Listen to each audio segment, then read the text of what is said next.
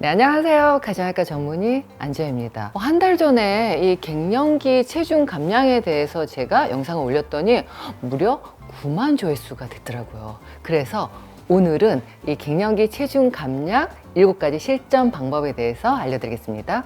첫 번째는요, 이 중년의 체중 증가에 대응하기 위해서는 더 자주, 더 집중적으로 운동을 해야 된다는 거예요. 사실 갱년기 체중 증가를 없애기 위해서는 적당하고 하지만 격렬한 운동을 혼합해서 시작해야 됩니다. 그래서 일주일 내내 걸었던 분들 이틀 정도는 땀 흘릴 정도로 격렬한 운동이 필요하다는 거죠.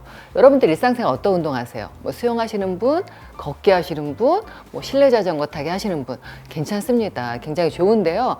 우리가 갱년기 이후에 찐 살을 빼려면 운동과 함께 우리가 저항력, 요 근력 운동이 포함되어야 됩니다.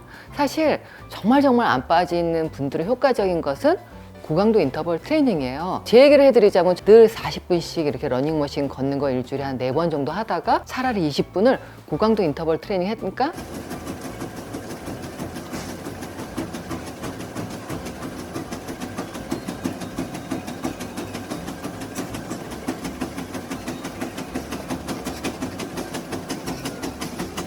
(1.5kg가) 빠졌더라고요. 정말 체중이 안 빠질 때는 요 고강도 인터벌 트레이닝 HIIT 하이 인텐스 인터벌 트레이닝 하시는 게 좋을 것 같습니다. 뭐 우리나라뿐만이 아니라 세계적으로 이 질병통제예방센터 여기에서 모든 성인이 매주 최소 150분의 중간 강도의 유산소 활동을 하는 게 건강, 체중 감량, 적정 체중에 좋다고 하고요. 여기에 근육 강화 활동은 일주일에 2일 이상 할 것을 권장하고 있습니다. 운동 강도는 물론 개인차가 있죠. 뭐 모든 분이 다 이렇게 할 수는 없고 운동을 정말 몇 년 동안 하지 않았다 이런 분들은 그냥 걷기 정도, 평상시에 내가 걷기를 많이 했다 이런 분들은 고강도 인터벌 트레이닝을 권장해 드리고요. 여러분들 그래도 운동하기가 정말 힘들다 이런 분들은 개인 트레이너의 도움도 적극 권장 드립니다. 두 번째는 앉는 것보다 서 있는 게 낫다라는 거예요. 가능한 요 수직 상태를 유지해 보세요. 칼로리 소모를 증가시킬 뿐만 아니라 다른 또 건강 문제를 예방하는 데 도움이 될 수 있다고 합니다. 비만 저널에 발표된 연구 결과에 의하면 오래 앉아 있는 거는 복부 지방의 수치만 높은 게 아니라 다른 심혈관 질환뿐만 아니라 사망률도 높아진다고 하는데요. 제가 늘 누누이 말씀드리지만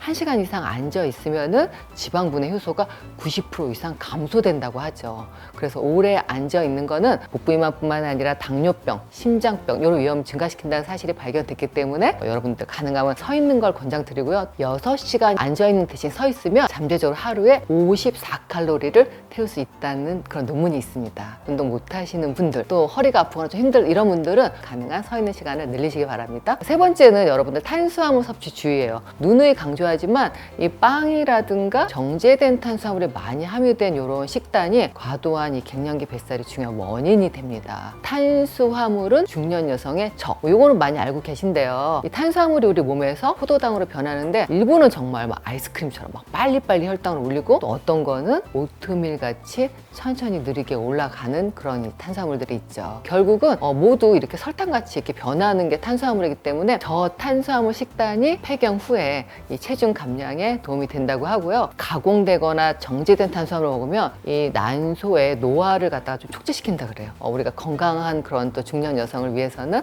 탄수화물을 저탄수화물로 바꾸는 게 좋고, 통곡물 많이 말씀하시죠? 그러고 과일도 하루에 한두 번 채소 많이 드시고, 또 저지방 단백질, 건강한 올리브 오일이나 뭐 식물성 오일을 선택하는 게 좋고요. 특히 이제 여러분들 식사 잘 안 하시고 뭐 빵이라든가 떡, 시리얼 이런 거 드시는데 이렇게 혈당을 빨리 올리는 그런 탄수화물은 주의하셔야겠습니다. 네 번째는 식사량을 한번 좀 확인해 보라는 거예요. 식습관을 좀 한번 점검해 보라는 건데, 폐경기에 이르면 우리가 신진대사가 느려지는 거 많이 말씀드렸죠. 대사가 12에서 뭐 15%까지 떨어진다고 하는데요. 섭취하는 칼로리를 줄이지 않으면 체중이 늘어나는 건 너무 당연합니다. 완경 전하고 이제 몸은 원칙이 달라졌어요. 그래서 체중이 빠르게 증가할 수밖에 없는 몸이 완경 이후의 몸이기 때문에 이럴 때는 가능한 저지방 단백질이 포함된 요거트라든가 계란, 프라이, 오믈렛, 삶은 계란, 채소, 내지는 오트밀 이렇게 바꿔보시면 좋고, 가능하면 점심에 메인 식사를 하세요. 저녁을 가볍게 드셔야지 체중 감량에 도움이 될 수 있습니다. 다섯 번째는 여러분들 식단할 때 어떤 걸 먹어야 되지 이렇게 생각하는데, 언제 먹느냐도 중요합니다. 특히 매일 오후 3시 이후를 조심하라는 거예요. 먹먹 단단. 무슨 말이냐? 먹을 때 그냥 제대로 먹고 단식할 때는 좀 단식을 해보라는 건데요. 갱년기 여성이 매일 오후 3시부터 무엇을 하냐, 그거에 따라서 허리가 얼마나 늘어나는지 그 관련된 논문들이 많이 있어요. 대부분 여성들이 이 3시 이후에 좀 간식도 드시고 뭐 과식하는 경향이 많이 있다고 하는데요. 늦은 시간이나 이 컴퓨터 앞에서 간식을 섭취할 때 체중이 급격하게 늘어나는 경우가 많이 있습니다. 점심때 식사를 충분히 하시고 가능하면 자기 한 4시간 전에는 음식을 안 먹는데 조금 더 감량하겠다 그러면 하루 한 8에서 12시간 정도는 식사를 하지 않고 그 나머지 시간에 먹는 게 좋겠습니다. 저녁 7시 이후에는 웬만하면 물만 먹고 아침 7시까지는 공복 좀 유지하려고 그러고 아침 7시에 다시 식사를 하는 것을 추천드립니다. 6번째는 체중 증가를 방지하기 위해서 건강한 수면 전략을 취하라는 거예요. 여러분들 아시죠? 불면증이 완경기, 폐경기 때 가장 흔한 증상이에요. 그래서 상쾌하지 않은 상태로 잠에서 깨어나는 게 굉장히 많이 있는데 그러면 또 지쳐서 운동을 할 수가 없죠. 그렇기 때문에 최소 7시간 정도는 가능하면 눈을 좀 감는 것을 목표로 해야 되고요. 안면 홍조와 식은땀을 갖다가 상쇄시킬 수 있도록 침실을 좀 시원하게 잠들기 최소 1시간 전에는 여기 스마트폰에 있는 블루라이트 다 끄셔서 가능한 멜라토닌이 잘 나오게 하도록 하고요. 낮밤에 바뀌면 에너지 소모율이 10에서 16% 감소된다고 합니다. 낮에는 제대로 활동을 하시고 밤에 주무시도록 하셔야겠습니다. 마지막 7번째는 스트레스 수준을 정말 대처 전략을 딱 짜서 해결하셔야 된다는 거예요. 스트레스 호르몬이 체중 늘리시는 거 많이 들으셨죠? 근데 이 스트레스 호르몬으로 알려진 코티졸은 간을 자극해서 혈당 생성과 막 방출을 하기 때문에 스트레스 호르몬이 갱년기 때는 더 올라가요. 요걸 좀 적극적으로 해결해야지. 그렇지 않으면 탄수화물을 자꾸 땡기게 되고 이전에 안 먹던 초콜릿, 아이스크림, 단 거 땡기고 그걸 또 에너지로 빨리빨리 전환하도록 돕는 그런 그 인슐린 호르몬을 갖다가 또 망가뜨려서 만성 스트레스가 되면은 인슐린 저항성이 생겨서 자꾸 뱃살이 늘어나게 됩니다. 그렇기 때문에 우리가 이 스트레스를 적극적으로 해결하는데 어떻게 하냐? 일단 밖으로 나가서 나무를 보세요. 생각보다 이 단순히 나무만 보는 건데도 스트레스 호르몬을 낮춘다는 그런 보고가 있고 또 걷기라든가 명상, 마사지, 적극적인 전략이 스트레스 호르몬을 낮춘다고 합니다. 요즘 명상 앱 많이 있더라고요. 이 앱을 보면서 좀 심박수를 낮추고 스트레스 반응을 좀 차단하는 게 좋겠고